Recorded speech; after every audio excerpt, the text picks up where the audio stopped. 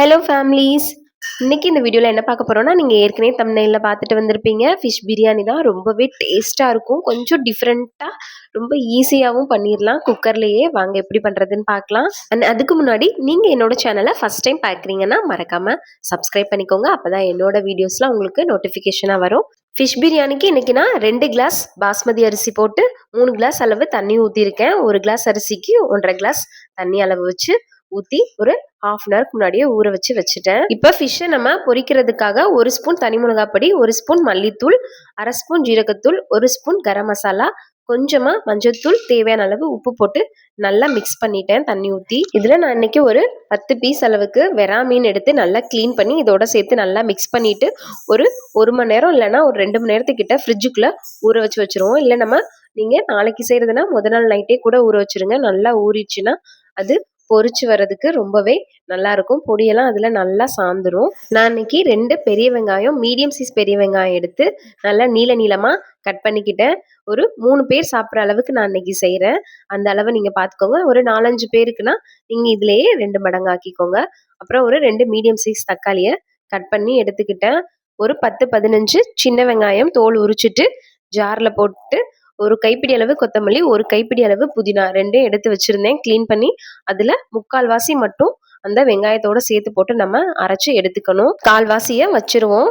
நல்லா அரைச்சு எடுத்துட்டேன். பேஸ்ட் ஆகிடுச்சு. மீதி இருக்கிற புதினா கொத்தமல்லியை நம்ம தாளிக்கும் போது சேர்த்துக்கலாம். இதை தனியா ஒரு தட்டுல எடுத்து வச்சுட்டு நம்ம இதே ஜார்லயே கட் பண்ணி வச்ச தக்காளியவும் நல்லா பேஸ்டா அரைச்சு எடுத்துக்கலாம். நம்ம புதினா கொத்தமல்லியே இந்த மாதிரி அரைச்சு தக்காளியவும் அரைச்சு சேர்க்கும் போது பிரியாணி இன்னுமே ரொம்பவே டேஸ்டா இருக்கும். சாப்பிட்றதுக்கு ரொம்பவே நல்லா இருக்கும். இப்போ பிரியாணி செய்ய ஸ்டார்ட் பண்ணிடலாம். அதுக்கு முன்னாடி நம்ம ஊற வச்ச ஃபிஷ்ஷை எண்ணெய் ஊற்றி நல்லா பொரிச்சு எடுத்துக்குவோம்.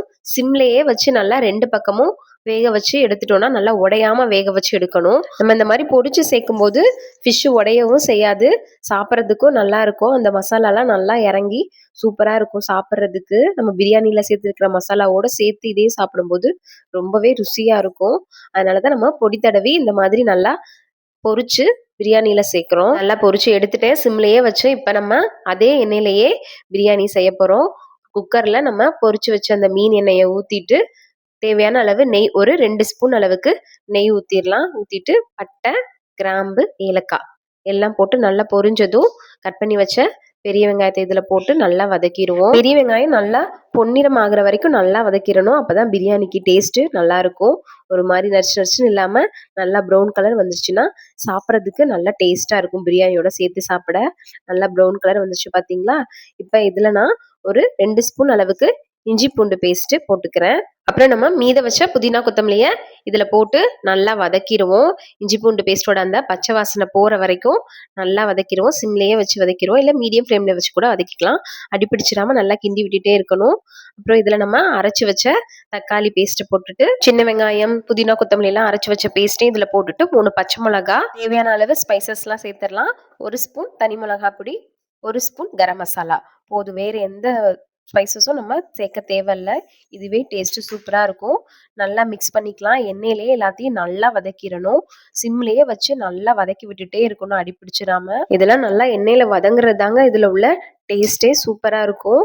இப்போ நான் ஊற வச்ச அரிசி தண்ணி, எக்ஸ்ட்ரா தண்ணிலாம் ஊற்றவே இல்லை, அதே அளவு தண்ணி தான் இதில் நான் சேர்த்துக்கிறேன். நம்ம ஊற வச்ச அந்த அரிசி அளவு தண்ணியே போதும். ஏன்னா வெந்து வர்றதுக்கு அதுதான் கரெக்டான அளவு. நல்லா கிண்டி விட்டுட்டு தேவையான அளவு உப்பு, நான் ஒரு 3 ஸ்பூன் அளவுக்கு உப்பு போட்டேன். குட்டி ஸ்பூனுக்கு 3 ஸ்பூன் அளவு உப்பு போட்டுட்டு ஹாஃப் லெமனை நல்லா புளிஞ்சு விட்டுட்டு ஒரு 2 பீஸ் மீன், பொரிச்ச மீனில் முள்ளை எடுத்துட்டு நல்லா உதுத்து விட்டுக்கிட்டேன். நடுவில் மட்டும்தான் இந்த மீனில் முள் இருக்கும்.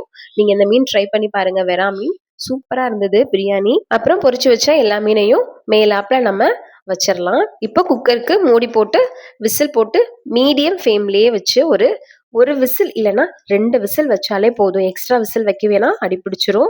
மேக்ஸிமம் ஒரு விசில் வச்சாலே போதும்.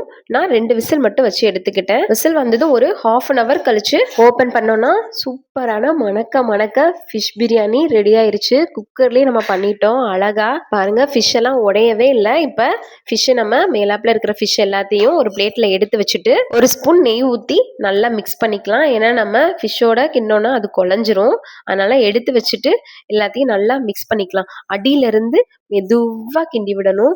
நல்லா குழையாம மெதுவா கிண்டி விட்டோம்னா பார்த்தீங்களா எப்படி உதிரி உதிரியா இருக்குன்னு. அன்னைக்கு குட் லைஃப்ல அரிசி தான் வாங்கி பண்ணியிருந்தேன். அந்த பிராண்ட் ரொம்பவே நல்லா இருக்குங்க. உதிரி உதிரியா இருந்தது, குழையவே இல்ல. இத நம்ம குக்கர்லயே வச்சிருந்தோம்னா, இல்ல ஹாட் பாக்ஸ்ல வச்சுட்டோம்னா, அது ஒரு மாதிரி ஒட்டிக்கிட்டு குழஞ்ச மாதிரி ஆயிரும். அதனால ஒரு அகலமான பாத்திரம் இல்லன்னா ஒரு பேன்ல போட்டு நல்லா கிண்டி விட்டுட்டு, மேல நம்ம அந்த ஃபிஷ் எடுத்து வச்சுட்டோம்னா, அப்படியே இருக்கும். உதிரி உதிரியா பார்த்தீங்களா? எவ்ளோ அழகா இருக்கு. பார்க்கறதுக்கே சாப்பிடணும் போல இருக்குல்ல. டேஸ்ட் அட்டகாசமா இருக்குங்க. ட்ரை பண்ணி பார்த்துட்டு மறக்காம கமெண்ட் பண்ணுங்க. உங்களுக்கு என்னோட இந்த ஃபிஷ் பிரியாணி வீடியோ பிடிச்சிருந்தா மறக்காம என்னோட சேனல சப்ஸ்கிரைப் பண்ணிக்கோங்க, லைக் பண்ணிக்கோங்க. உங்க ஃப்ரெண்ட்ஸ் அண்ட் ஃபேமிலிஸ்க்கும் ஷேர் பண்ணுங்க. நெக்ஸ்ட் வீடியோல பார்க்கலாம். பாய்.